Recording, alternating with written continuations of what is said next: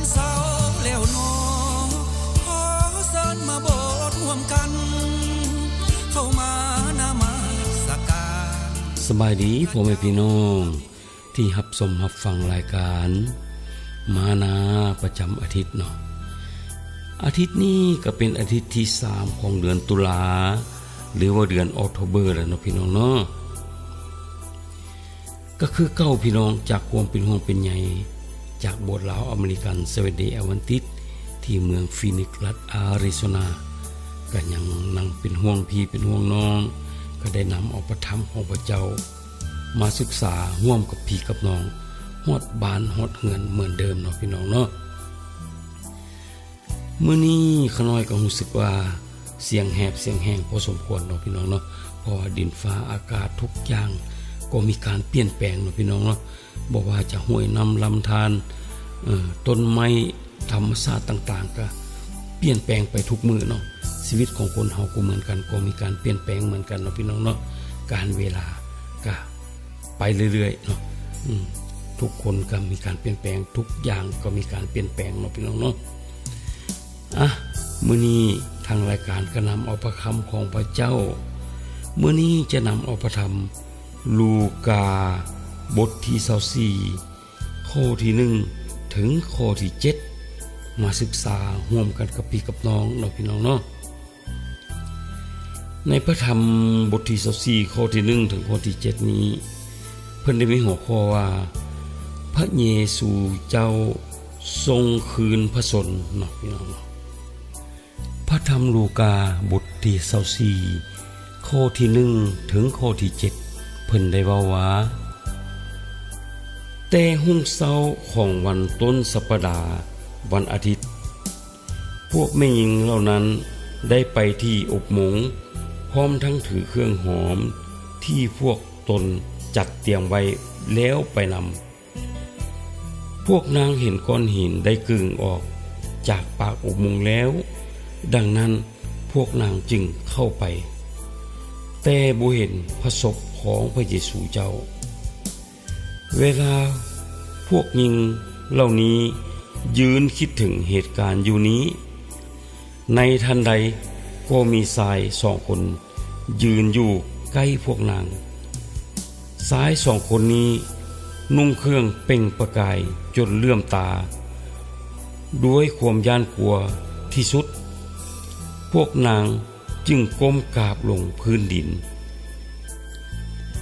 และชาย2 คนก็กล่าวว่าเป็นหยังพวกเจ้าจึงเสาะหาคนเป็นอยู่ในหมู่คนตายพระองค์บ่ได้อยู่ที่นี้พระองค์เป็นคืนมาสู่ชีวิตแล้วจงระลึกถึงถ้อยคำที่พระองค์กล่าวแก่พวกเจ้าเมื่อ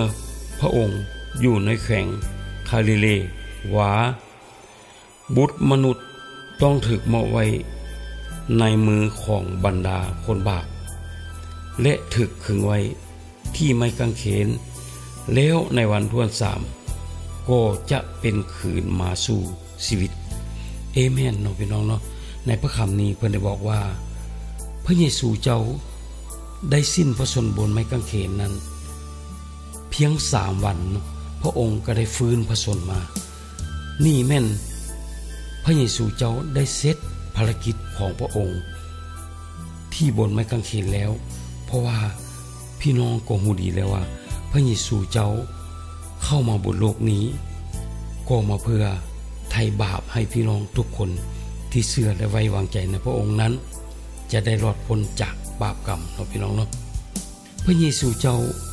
ก็คือพระบุตรองค์เดียวของพระบิดาที่เพิ่นได้ส่งมาในโลกนี้เพื่อมาไถ่บาปให้มนุษย์ของเราทุกคนที่เชื่อและไว้วางใจในพระองค์นั้นจะพ้นจากบาปกรรมทุกคนที่เชื่อและไว้วางใจจะได้รอดจากบาปกรรมจะได้รอดจากบึงไฟเนาะพี่น้องเนาะนอกจากนั้นภารกิจของพระองค์ที่พระองค์มาอยู่ในโลกนี้พระองค์ได้เอาข้าวประเสริฐของพระบิดามาสู่มนุษย์ทุกคนที่ได้เจอที่ได้เห็นพระองค์นั้นและทั่วโลก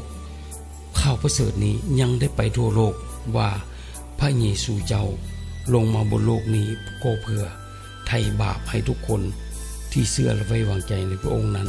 จะได้พ้นจากบาปกรรมฉะนั้นขอให้พี่น้องจงหันเข้ามาหาองค์พระผู้เป็นเจ้าจงหันมาศึกษาพระคำของพระเจ้าพี่น้องมีโบสถ์อยู่ไกลบ้านท่านบอกว่าจะเป็นโบสถ์วันเสาร์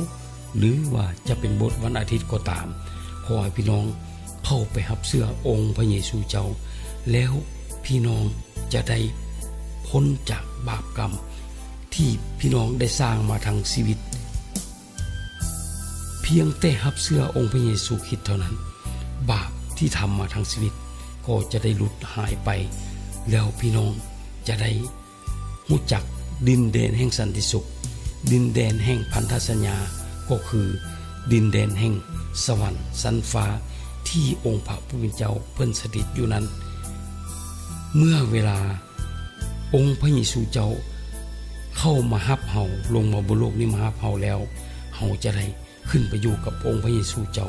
ขึ้นไปอยู่กับพระบิดาเจ้าอยู่บนฟ้าสวรรค์เนาะพี่น้องเนาะจังไดก็ขอให้พี่น้องกดติดตามกด Subscribe ให้เด้อพี่น้องเด้อ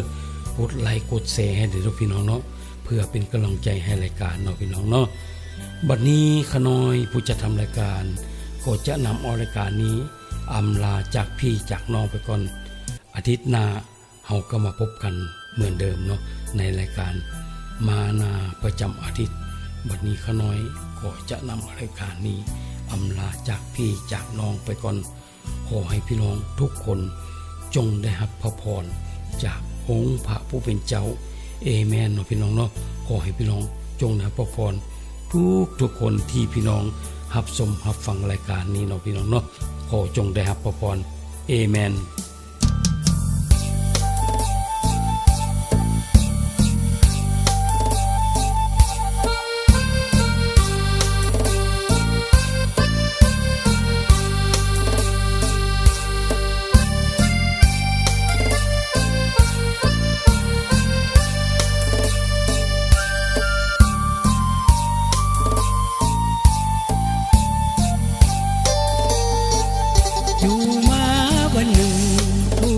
สวรรค์ได้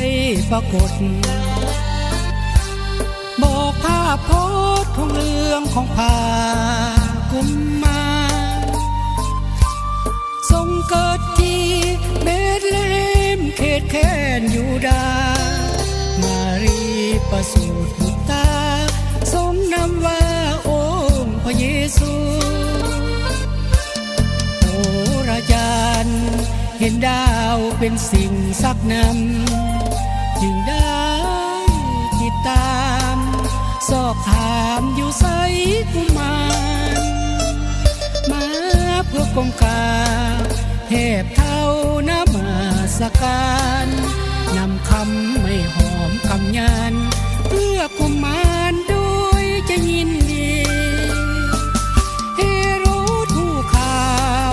เก็บปวดรวนเล่าสวงในอ้อนแห่งพระทัยสั่งไปขวดตอนกุมารเด็ก2 ปีกว่าลงมาหัวพวมปานเสียงไห้เด็กเอ๋ยควรข้างอกแม่สำบัว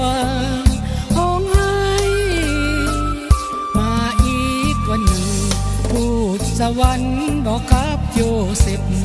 จงลุกขึ้นหีบเก็บพากุมารมาได้ดีไปการคืนฐานหินเมื่อได้นั้นจะบอกอีกไหมอย่าซาตื่นเอ่ยหีบไว้ให้หนีไปประเทศอียิปต์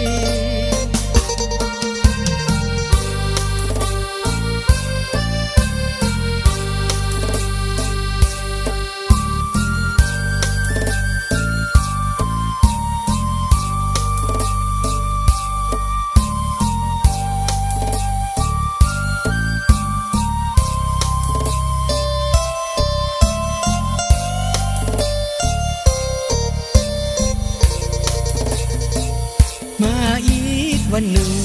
ทูตสวรรค์บอกกับโยเซฟจงลุกขึ้นรีบเก็บพากุมารมา